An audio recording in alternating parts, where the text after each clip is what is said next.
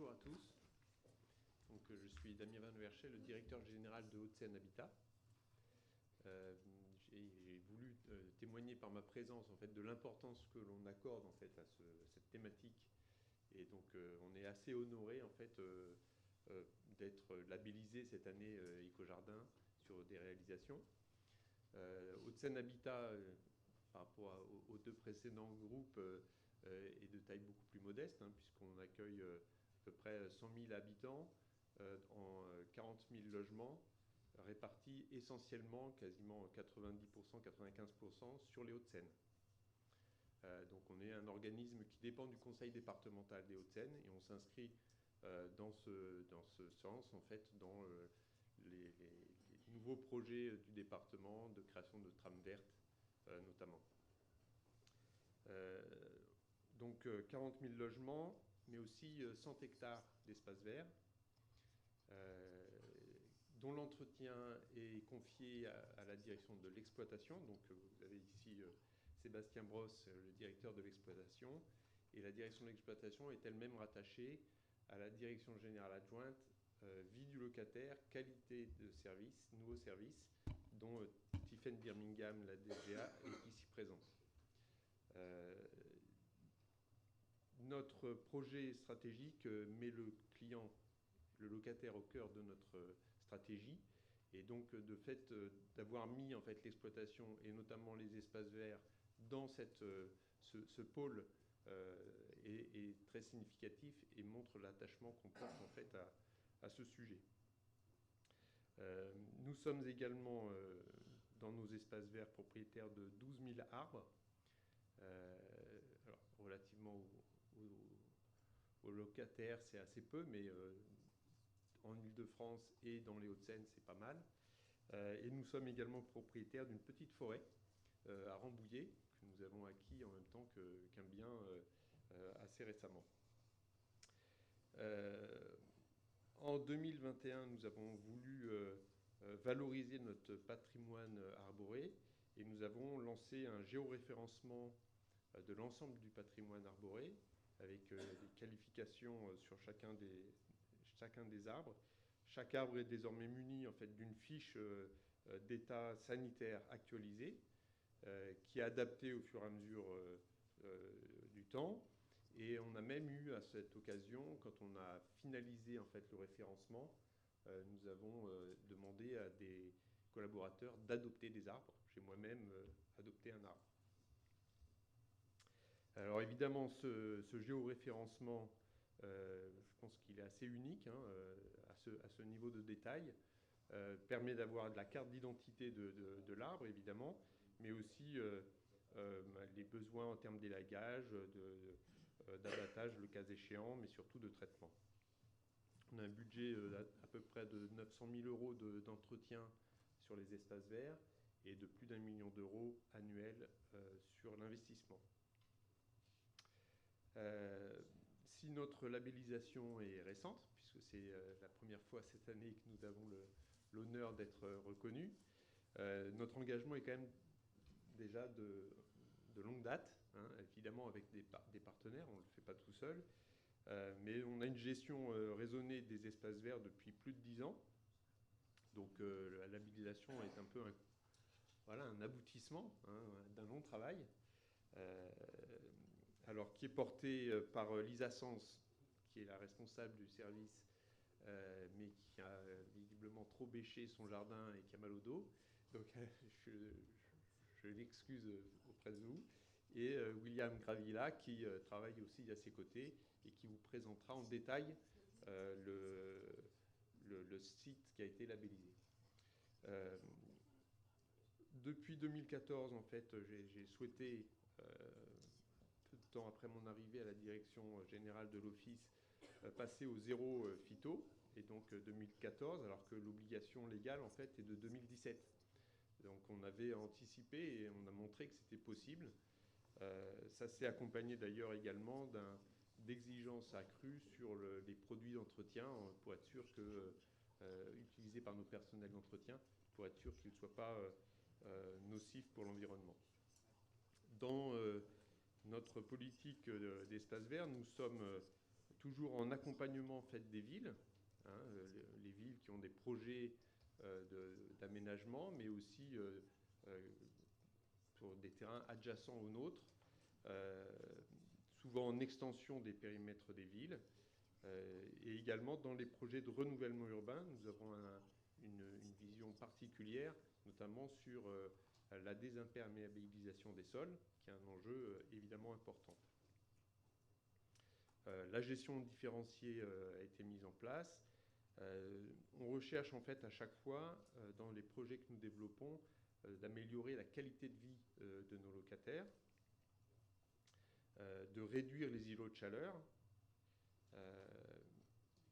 Et là, en fait, on arrive même à créer des îlots de fraîcheur, ce qui est un peu plus encore un peu mieux pour l'environnement. On participe évidemment activement à la renaturation de nos résidences pour y favoriser la biodiversité. Et puis, on a créé des jardins inclusifs, participatifs avec les résidents, mais également des jardins comestibles. Voilà, et donc c'est l'initiative qu'on va vous présenter maintenant. Je laisse la parole à William.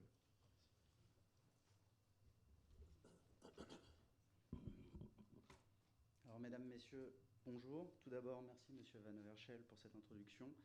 C'est un honneur et un privilège d'être ici devant vous et de présenter un sujet qui nous tient tout particulièrement à cœur, qui est l'écolabellisation de...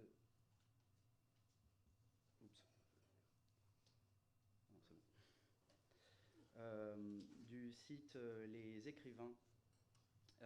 Madame Sens ne pouvant malheureusement pas être présente, je vais tâcher de vous présenter du mieux que je peux cet aménagement. Au cœur de notre engagement se trouve la quête de solutions visant à préserver l'environnement, à encourager la biodiversité et à mettre en lumière notre précieux patrimoine. À l'heure actuelle, 5 de nos résidences ont déjà obtenu la labellisation Éco-Jardin, et c'est avec une grande joie que nous avons reçu la note de 94 sur 100 pour Les Écrivains au Plessis-Robinson. Le site se situe, comme je viens de le dire, au Plessis-Robinson. On est sur une construction qui date des années 1960, composée de 19 bâtiments, environ 350 logements, et composée de 7 squares. Nous avons une surface non bâtie d'environ 1,3 hectares. Les Écrivains s'intègrent dans un réseau de connexion écologique à l'échelle communale, avec notamment le bois de la Solitude, le bois de la Garenne, l'étang Colbert, le parc départemental Henri Sellier et une section de la vallée aux Loups. Mais également à l'échelle départementale avec la forêt domaniale de Meudon et le parc et la forêt domaniale de la Verrière. Hauts-de-Seine Habitat s'emploie autant que possible à réduire les surfaces imperméabilisées afin d'atténuer les impacts sur les îlots de chaleur urbains, à promouvoir la biodiversité ainsi que la gestion de l'eau. Dans la poursuite de ces objectifs, 3 des 7 squares au sein de la résidence des Écrivains ont été réaménagés courant 2020-2021 avec une superficie totale de 2282 m². On a en haut à droite un 4e square, on va revenir dessus à la fin de la présentation. Les jardins comestibles tirent leurs inspirations de pratiques ancestrales et ont pour objectif de créer un écosystème autonome en incorporant diverses strates de végétation, principalement comestibles. De plus, on y trouve des plantes compagnes et qui remplissent différentes fonctions, mellifères, insectifuges, accumulatrices dynamiques et nourricières. Ces jardins ne se limitent pas à embellir l'environnement de nos locataires, ils jouent également un rôle crucial dans la préservation de la biodiversité et la promotion d'une alimentation locale et responsable. Les jardins comestibles intègrent des chemins en enrobé, facilitant ainsi les accès aux personnes à mobilité réduite. Les contours des jardins sont délimités par des haies de fruitiers conduites en palmettes. Les massifs comestibles et les carrés d'herbes aromatiques sont accessibles à tous, conférant une dimension pratique à ces espaces tout en encourageant la création d'habitats propices à la faune locale. De plus, la récolte des fruits et des légumes par et pour les résidents favorise le renforcement des liens sociaux. L'ensemble des massifs sont recouverts de broyats de déchets verts, le BRF pour ceux que ça parle, provenant de l'élagage. Cela contribue à nourrir les sols en libérant des éléments nutritifs. Cette approche améliore la rétention en eau, réduit l'érosion et stimule l'activité du sol. Pour favoriser la biodiversité, nous avons mis en place des nichoirs et d'autres zones de refuge, gîtes à hérissons notamment. Ces installations sont conçues pour offrir des habitats sécurisés et propices à la reproduction des diverses espèces. Les nichoirs favorisent la présence des mésanges, qui jouent un rôle essentiel dans la lutte face à la processionnaire du pain. De plus, nous avons délibérément laissé en place 17 souches, fournissant ainsi des habitats pour les abeilles charbonnières et de la nourriture pour les insectes xylophages. De notre manière de créer un environnement qui, non seulement esthétique, agréable, mais également propice à la vie et à l'équilibre écologique. Donc, voilà. Vous pouvez voir notre principe de gestion différenciée. Donc, à l'instar de CDC Habitat, nous avons 3 systèmes pour référencer les gestions, que ce soit entretien élevé, modéré à faible, en fonction des usages. Donc nous avons adapté en fonction de ces usages pour réduire aussi les charges locatives. Donc que ce soit la taille, la fauche, le dépôt de broyat et le mulch. De ce fait, les entreprises doivent s'adapter et former leurs jardiniers à ces nouveaux usages. Outre la fonction écologique, le jardin agit comme un filtre en cas de forte pluie, contribuant à la baisse des températures et répondant ainsi à la préoccupation face à la lutte contre les îlots de chaleur urbains. Le square Perrault n'a pas pu être naturé, mais suite aux observations sur le terrain, nous avons pu observer une fleur spontanée qui s'est installée et nous avons décidé, pour ainsi dire, de déposer le fauchage issu des terrains à proximité pour réalimenter cette zone qui était à la fois minérale, mais possiblement nourricière pour une flore spontanée.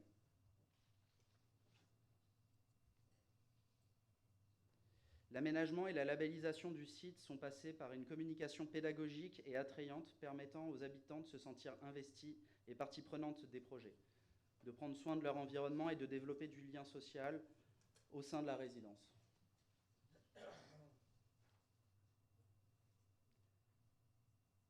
Comme évoqué par M. Van Overschel, nous utilisons un outil de géolocalisation de nos arbres pour suivre leur état sanitaire. Sur le site, vous trouverez principalement 3 espèces d'arbres matures, le pin noir, le marronnier et le platane. Ces arbres présentent un port libre à semi-libre atteignant des hauteurs de plus de 10 mètres. Nous accordons une attention particulière au chancre du platane et à la processionnaire du pin. Pour conclure, de la conception à la réalisation, en passant par l'entretien, les espaces extérieurs ont une influence majeure sur la vie des résidents. Aujourd'hui, nous sommes fiers d'avoir obtenu le label Éco-Jardin. Ce label est une reconnaissance de nos efforts et celui de nos prestataires, que ce soit Altaspace pour les travaux et Eurevert aujourd'hui pour l'entretien. Merci à tous pour votre écoute.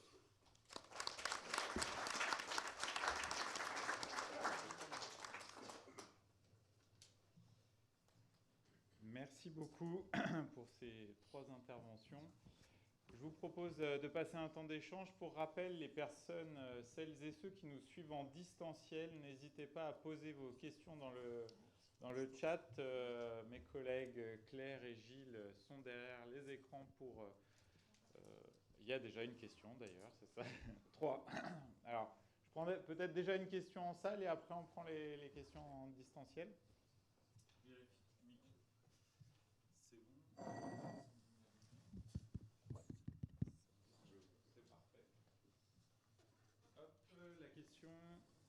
On vous a amené un micro? Ici. Ah oui, pardon. Merci. J'ai bien. Si vous pouvez faire passer le micro. Merci. Pensez bien à vous présenter avant de poser la question. Merci. Bonjour, Jérémy Frémont, je suis écologue botaniste chargé d'études à la ville de Marseille. Je me posais une question, juste pour précision sur Madame, j'ai oublié votre nom, Batigère Île-de-France Habitat. L'écran. Je suis désolé.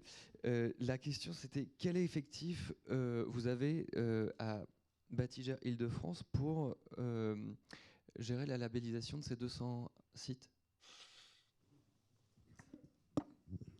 Vous m'entendez? Oui. Alors le chiffre exact, je vous dirais des bêtises, puisqu'on vient de fusionner, j'aurais des difficultés à le dire exactement. Mais en effet, nous avons 6 directions territoriales, basées donc en effet sur la région parisienne. Et ces 6 directions territoriales, avec l'intervention d'IDVRD et de moi-même, avons une action justement sur l'entretien du jardin pour pouvoir être labellisé. Donc ça représente un certain nombre de salariés.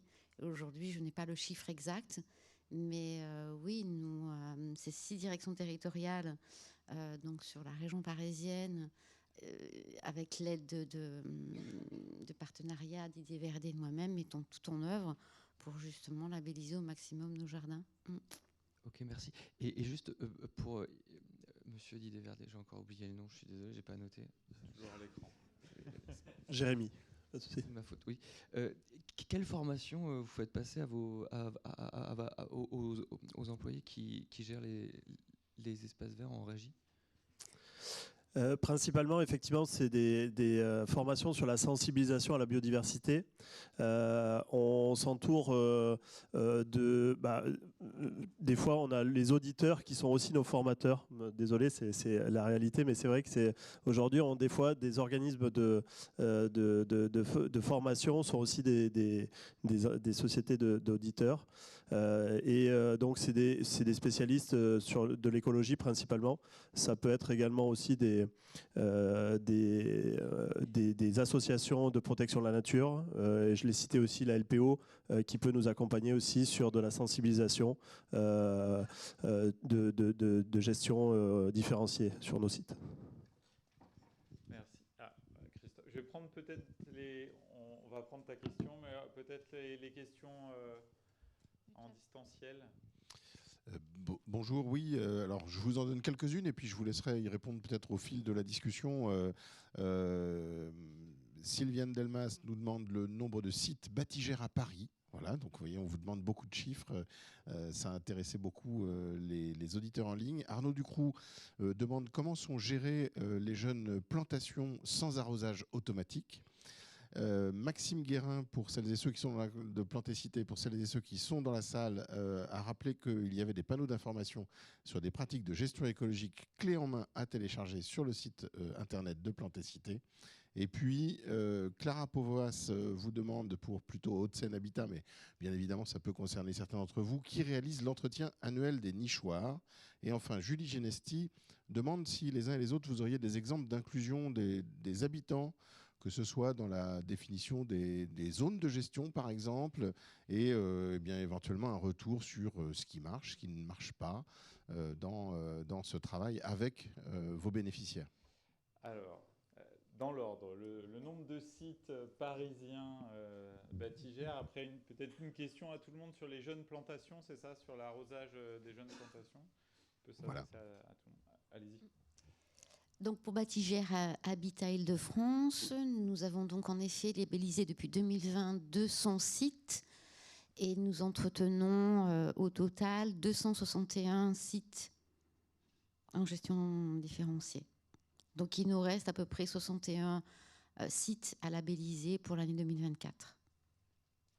Merci. Et donc l'autre question, c'était comment sont gérées les jeunes plantations quand il n'y a pas d'arrosage automatique? C'était suite à votre intervention, Jérémy, si je ne m'abuse. Oui, alors tout d'abord, effectivement, c'est planter, c'est planter aussi choisir les essences qu'on plante forcément. On sait qu'il y a des essences qui résistent plus facilement que d'autres. C'est aussi planter à la bonne saison. Il suffit aussi de respecter un calendrier de plantation. Après, j'ai envie de dire, c'est aussi la loi de la nature. Hein. Si jamais effectivement certaines plantes ne résistent pas, effectivement, c'est de réadapter ou de rechanger éventuellement d'autres années. Mais l'idée, elle est principalement déjà de planter correctement à la bonne période et ensuite planter avec forcément du paillage pour préserver l'humidité au sol. Oui. Et puis aussi un choix de la plantation. Je pense aux arbres, entre autres. Les arbres ont tous une faculté, soit à absorber de l'eau, soit à dégager de la fraîcheur. Donc il y a une réflexion également sur le choix du plomb, de la plantation, de ce qu'on cherche et de ce qu'on veut. Est-ce que côté Hauts-de-Seine Habitat ou CDC Habitat, un complément sur cette question? Je rejoins ce qu'ils viennent de dire. En plus, on a le paillage pour les arbres qui réalise un impact, et des solutions alternatives comme les Zoya, on peut mettre en place aussi. C'est encore en phase d'étude. Je sais que Paris Habitat en installe de plus en plus. Voilà. Mais honnêtement, c'est la période de plantation, le choix des espèces et aussi le fait de sensibiliser le public, d'accepter que des végétaux peuvent mourir. Il faut l'accepter aussi et qu'il faut les remplacer. Il y avait la question de l'entretien des nichoirs. Exactement. Voilà. Pour eux, peut-être tous les trois. Du coup, pour les nichoirs, on est en marché avec des prestataires concernant la géolocalisation de nos arbres, les lagages, et ils ont aussi dans notre BPU de fonctionnement la gestion des nichoirs. Donc on passe directement par eux. Ils sont référencés avec la LPO par rapport à leurs actions. Donc on essaye réellement d'avoir un regard en tant qu'écologue sur leur démarche. Du côté de CDC Habitat, peut-être?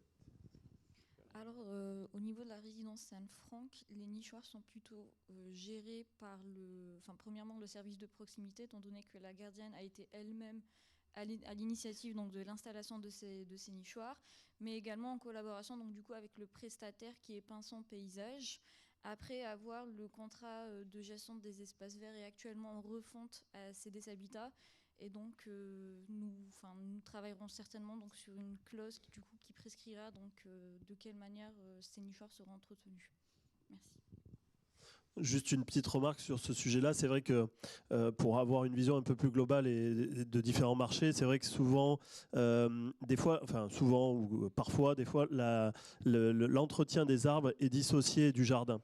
Et ça, je trouve que ça, c'est un peu dommage parce que effectivement, au vu de ce qu'on a pu mener avec Batigère, c'est vraiment très complémentaire. C'est-à-dire qu'effectivement, l'arbre fait partie du jardin et on doit, alors autant que possible, effectivement, l'entretenir de la même manière qu'on entretient le jardin.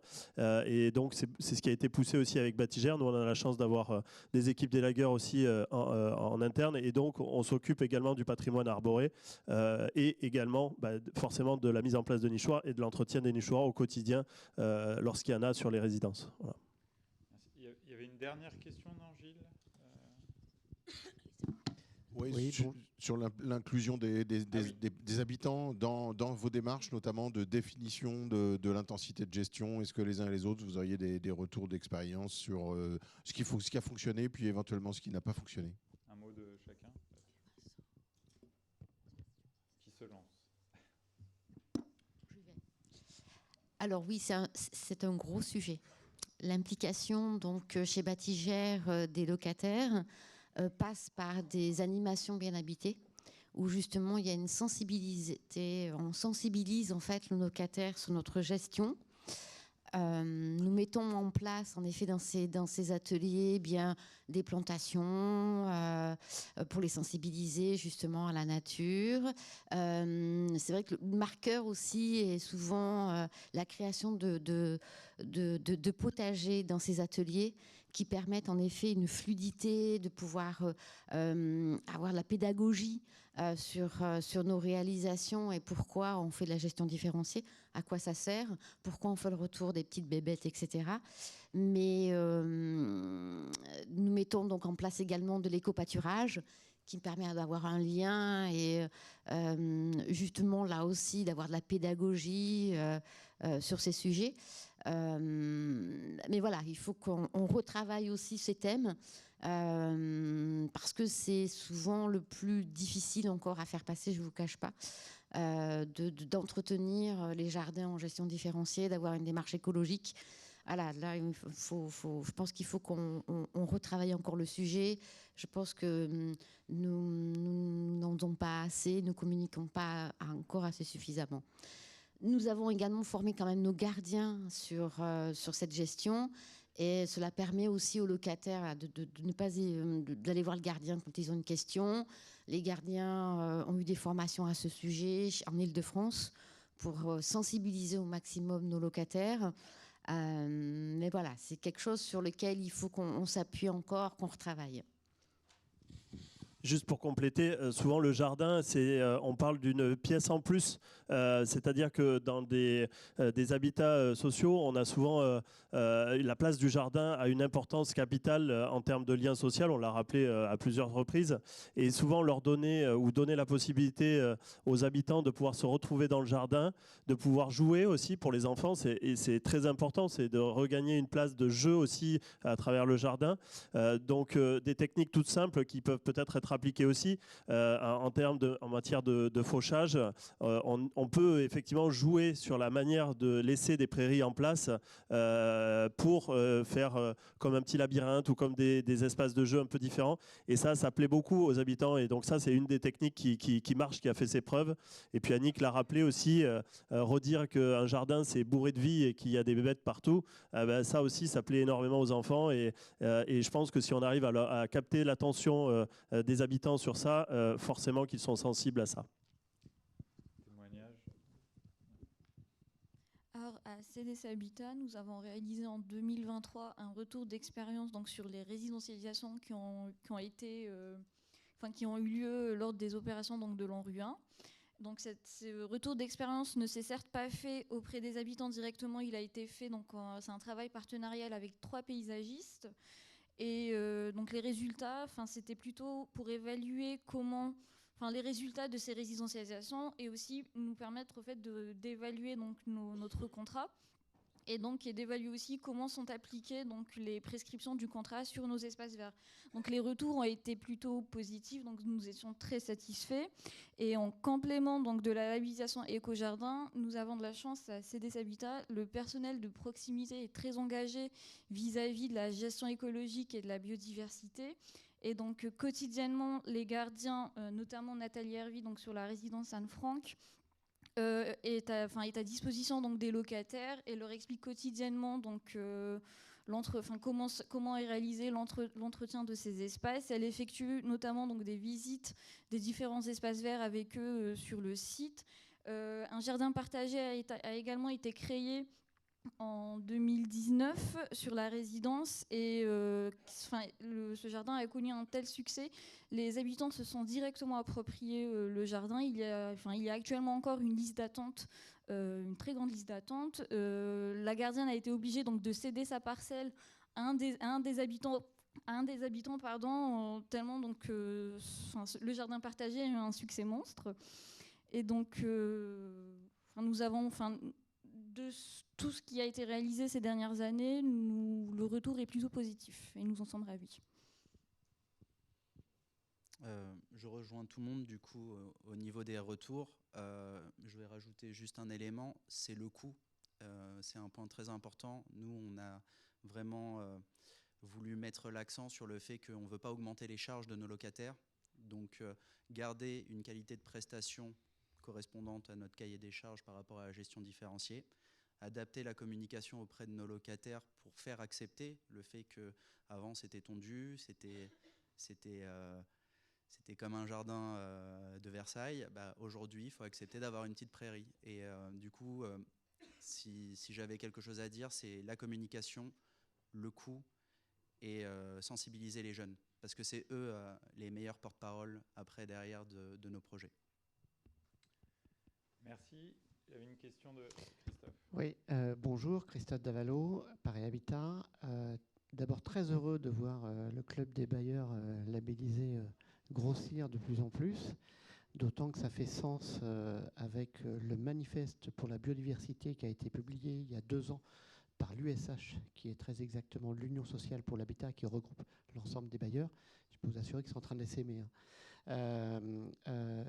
J'avais une question pour CDC Habitat, pour les nouveaux bailleurs qui s'inscrivaient dans la labellisation. Déjà, pourquoi cette démarche de la labellisation? Déjà, qu'est-ce que vous cherchez auprès de ça? Et deuxième chose, pourquoi le label Éco-Jardin? On sait qu'il existe d'autres labels. Donc voilà, c'était les deux questions. Pourquoi la labellisation et pourquoi Éco-Jardin?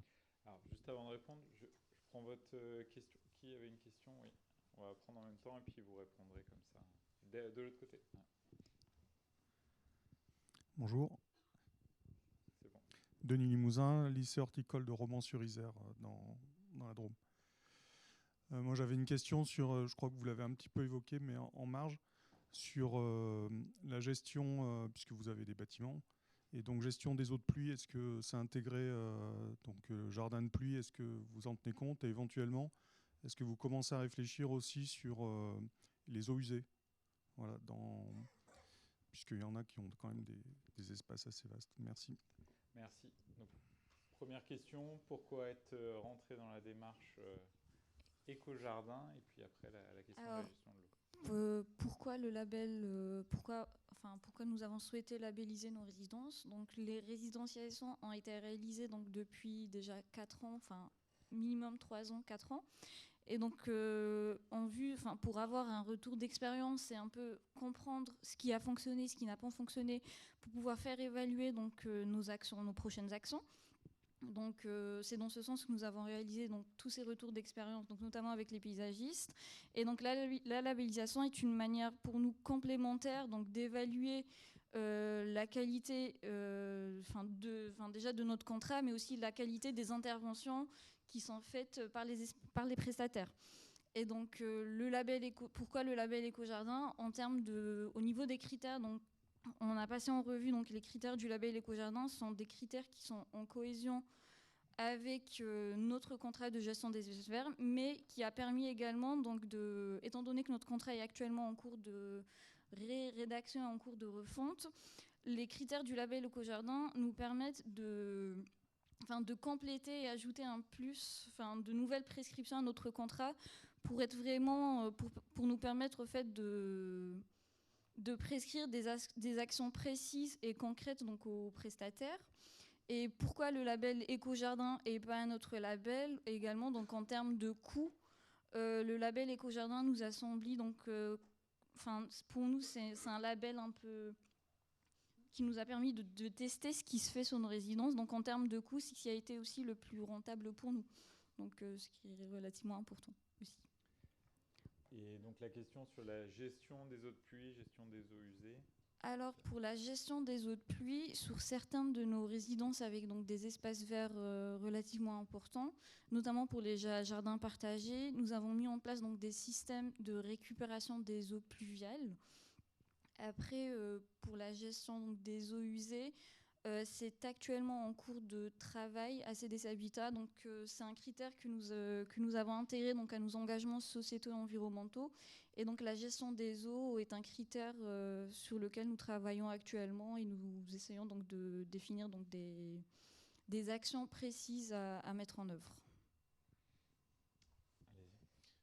Oui, peut-être pour Hauts-de-Seine Habitat, en fait, d'abord, pourquoi s'engager dans ce label?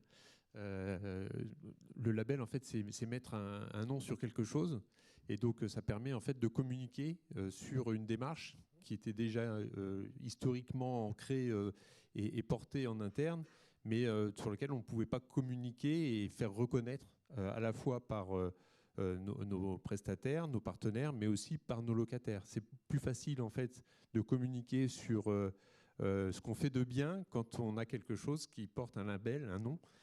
Et donc, voilà, c'est à la fois l'aboutissement d'une démarche d'amélioration continue, mais également la reconnaissance d'un niveau. Donc, ce référencement, en fait, moi, il me paraît assez judicieux. Alors, Hauts-de-Seine Habitat s'est engagé sur un certain nombre de certifications ou de labels en fonction des démarches. Et ça me semble important, effectivement, dans une démarche RSE également, de pouvoir s'engager sur ce label. Alors, pourquoi celui-ci plutôt qu'un autre? C'est vrai que ne serait-ce que pour faire résonance en fait, à l'attente des locataires, c'est intéressant qu'ils portent le nom du jardin parce que c'est la proximité, c'est le confort, c'est voilà, le fait d'avoir droit d'aller dans son jardin. Donc, et puis bon, le référencement, comme les critères collaient assez bien en fait et nous permettent de continuer à faire progresser aussi nos prestataires et nos marchés en ce sens-là. Voilà. Sur la gestion raisonnée de l'eau, en fait, et de même que sur la concertation avec les locataires d'ailleurs, on est beaucoup plus actif sur des projets de renouvellement urbain, de rénovation de quartier, que sur du parc ancien, où c'est beaucoup plus difficile en fait d'intégrer à la fois de la concertation sur quelque chose qui ne va pas beaucoup changer, c'est compliqué, et de récupérer de l'eau alors que ce n'est pas conçu au départ, c'est compliqué aussi. Donc à chaque fois qu'on a des projets urbains, de renouvellement urbain, on intègre évidemment le phénomène paysage et biodiversité et dédensification, désimperméabilisation dans les fondamentaux en fait, du projet. Donc, y compris sur l'utilisation de l'eau, des eaux de pluie. Donc, on cherche effectivement. Alors, aujourd'hui, on est plutôt en réflexion qu'en mise en œuvre, parce que ça veut dire changer un petit peu le logiciel des concepteurs de bâtiments et aussi des usages en fait, des locataires. Donc, voilà, on a envie d'y aller, mais on n'a pas encore mis en œuvre. Pour Batigère, pour la récupération de l'eau, au niveau de la construction ou de la réhabilitation, la mise en œuvre de toitures végétalisées est mise en avant. Des récupérateurs d'eau, en effet, pour les jardins. Mais également, le but étant de végétaliser au maximum et d'enlever, je pense entre autres à des réhabilitations, d'enlever tout ce qui est enrobé, en fait, bitume, et de végétaliser. Alors, on essaie au maximum d'avoir ces pratiques.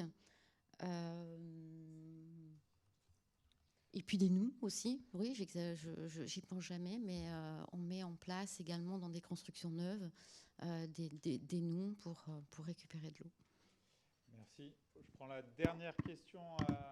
Oui, une question de Joanne Lallemand en ligne qui vous demande si dans vos nouvelles plantations, vous utilisez des végétaux issus de plantes spontanées, notamment des végétaux issus qui portent la marque végétale locale. Joanne Lallemand disant qu'elles sont plus favorables à la biodiversité que les espèces horticoles. Est-ce que sur ce sujet, les uns les autres, vous arrivez à faire des choses, ou si vous n'y arrivez pas, quels sont vos freins ? Réponse courte. Végétal local, on pourrait en parler effectivement des heures, mais non, très succinctement, oui, bien sûr, autant que possible.